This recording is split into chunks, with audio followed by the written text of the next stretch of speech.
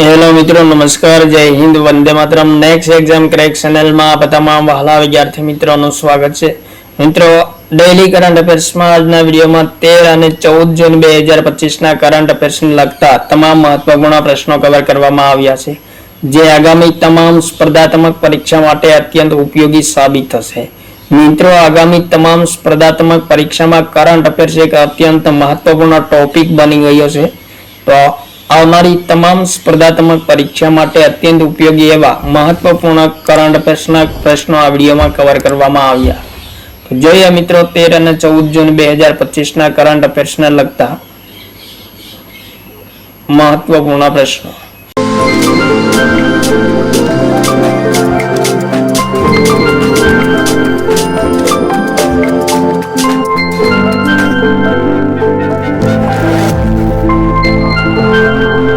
પ્રશ્ન number 1.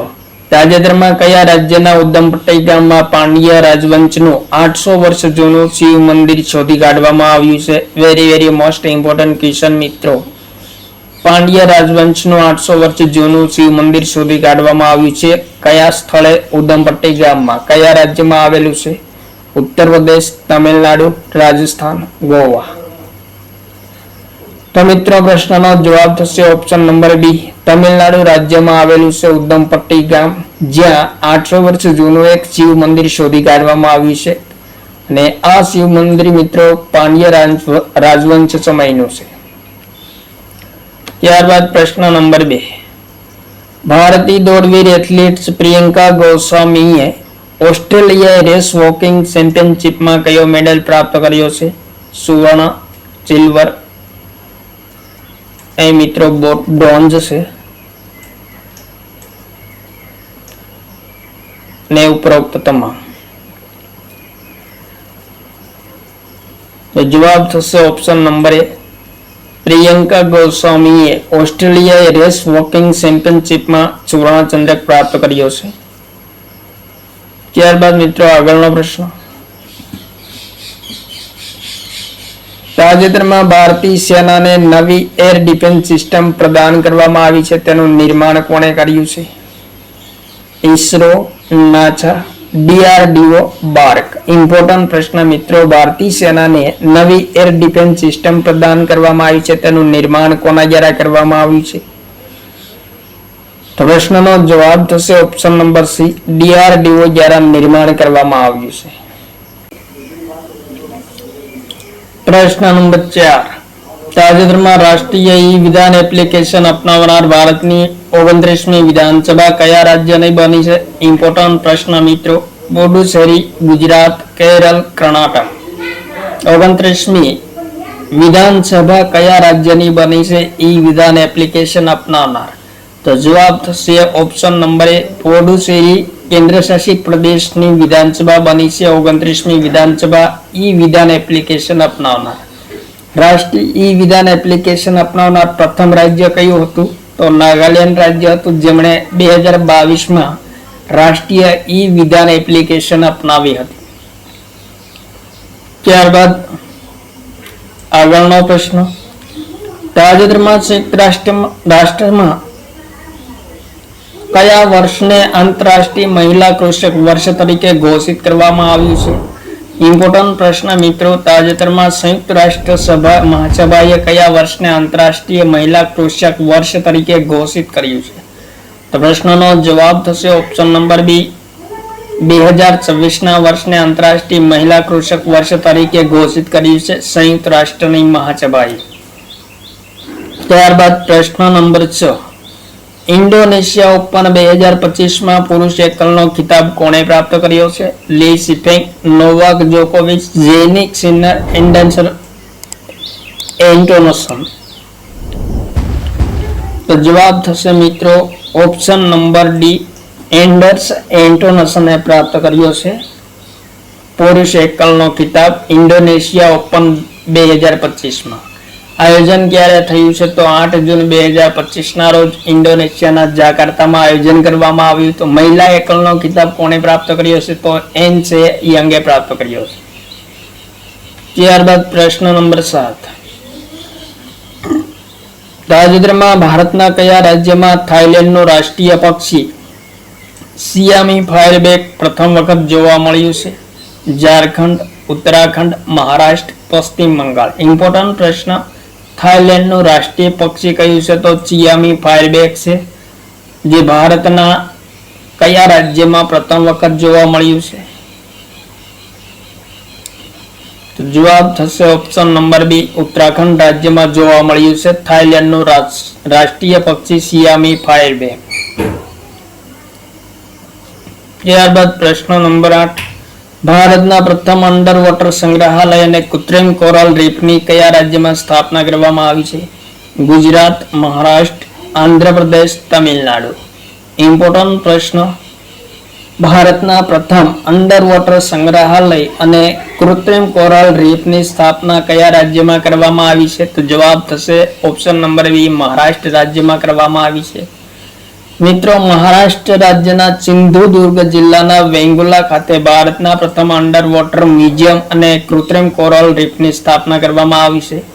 Under water મ્યુઝિયમની સ્થાપના મિત્રો સેવા નિવૃત્ત યુદ્ધ જહાજ INS ગુલદારામાં કરવામાં આવશે. ત્યારબાદ પ્રશ્ન નંબર 9. તાજેતરમાં કયા દેશના ક્રિકેટર નિકોલસ પૂરને આંતરરાષ્ટ્રીય ક્રિકેટમાંથી સંન્યાસ લીધો છે?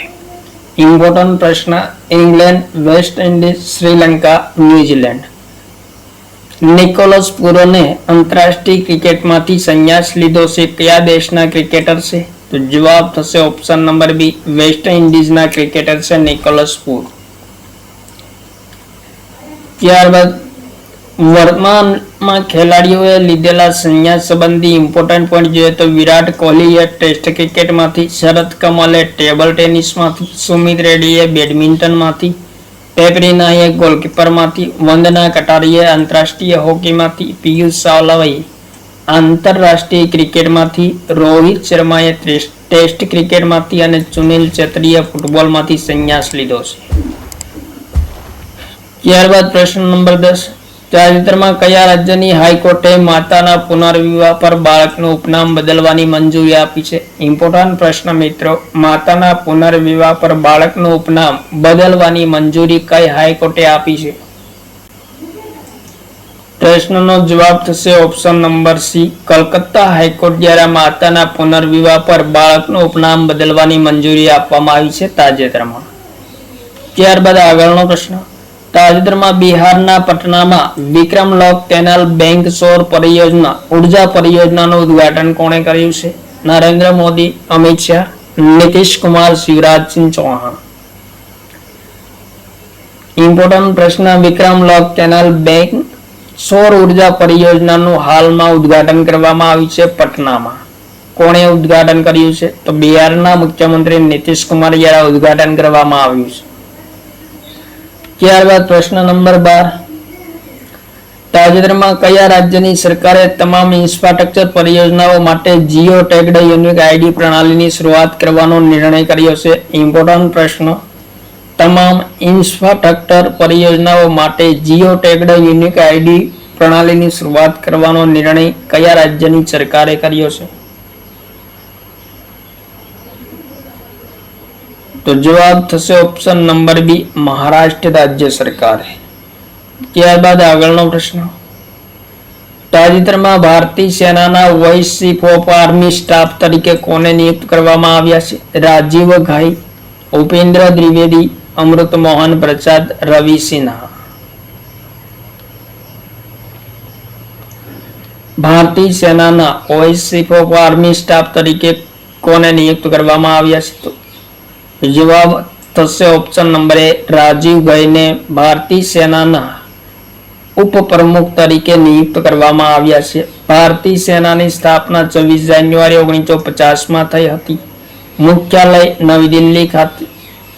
પ્રમુખ કોણ છે? તો જનરલ ઉપેન્દ્ર ત્રિવેદી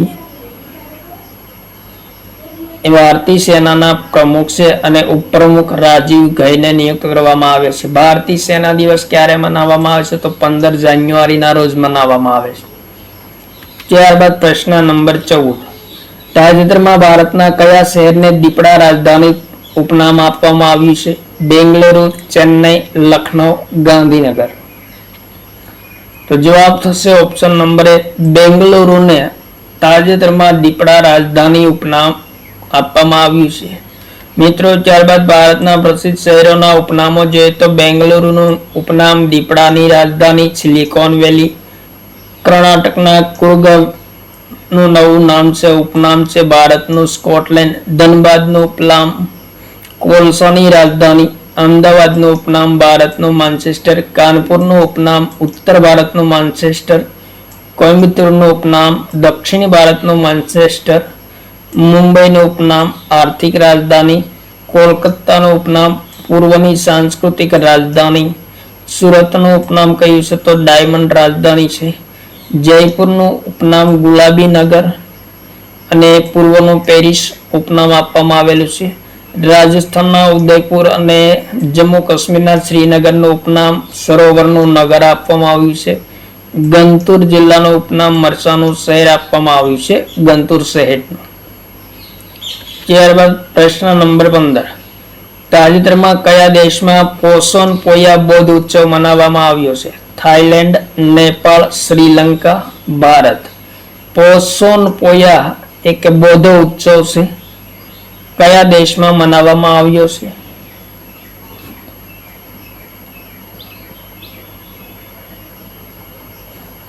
તો જવાબ થશે મિત્રો ઓપ્શન નંબર સી, શ્રીલંકામાં મનાવવામાં આવ્યો છે પોષણ પોયા બૌદ્ધ ઉત્સવ.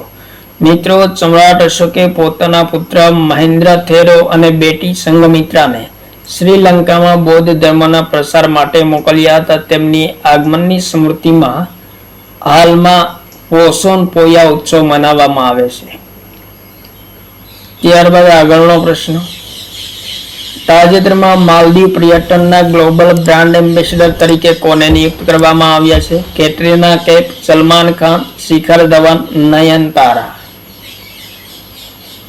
માલદીવ પર્યટનના ગ્લોબલ બ્રાન્ડ એમ્બેસેડર તરીકે કોને નિયુક્ત કરવામાં આવ્યા છે? તો મિત્રો જવાબ થશે ઓપ્શન નંબર 1, કેટરીના કૈફને નિયુક્ત કરવામાં આવ્યા છે. માલદીવની રાજધાની કઈ છે તો માલે છે. રાષ્ટ્રપતિ મોહમ્મદ મુઇઝ્ઝુ છે અને ચલણી નાણું કયું છે તો રૂપિયા છે.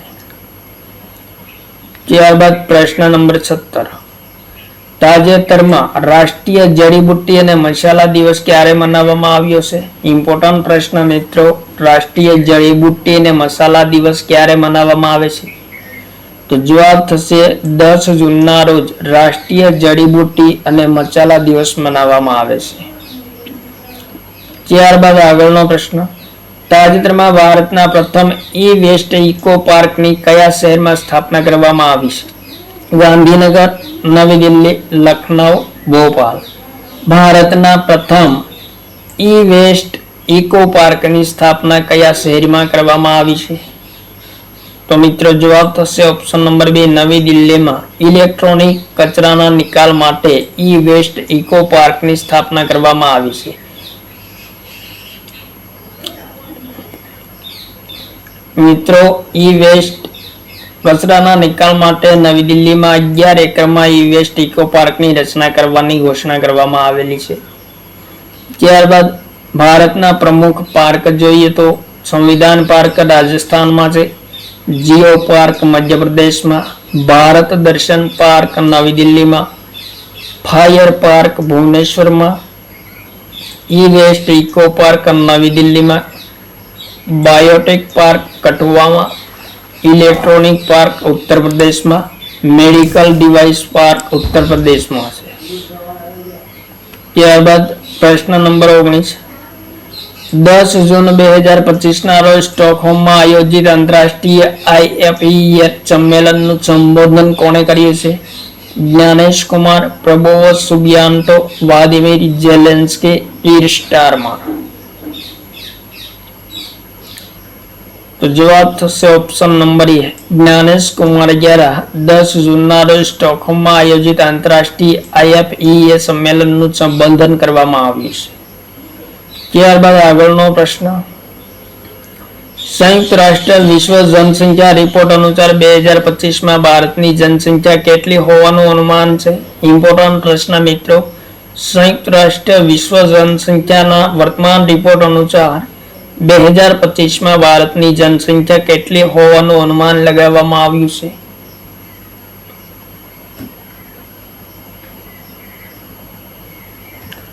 તો જવાબ થશે ઓપ્શન નંબર સી. 2025માં ભારતની જનસંખ્યા 1.47 અરબ હોવાનું અનુમાન લગાવવામાં આવ્યું છે સંયુક્ત રાષ્ટ્ર વિશ્વ જનસંખ્યા રિપોર્ટ અનુસાર. ત્યારબાદ પ્રશ્ન નંબર 21.